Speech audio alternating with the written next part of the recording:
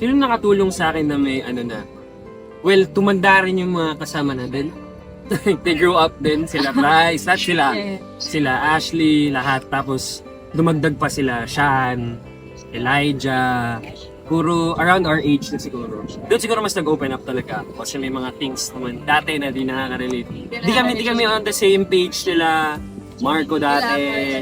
Tapos ngayon nung bumalik yung season 2, parang ano na kami parang gets na namin yung isa't isa ngayon Oh, tapos with the rest, yun talaga. That started it. Nung dumating sila siya, chika-chika nuts, triple sa 10. Hanggang nakilala ko na rin sila Marco, sila Clayford, Ashley, Olive, sila. So, lahat pala sila naging ka-close. Actually, Hindi, joke lang. No season 2, in-effort ko naman. Nag-effort. Honestly, nag-effort naman ako kilalanin ka no season 2. Hindi ba? Kasi ang hilig niya mag-deep-lock.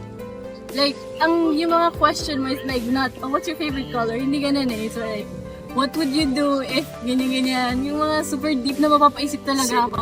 Kinikilala kita ako sino ka talaga. So yun, dun na-appreciate ko naman yun.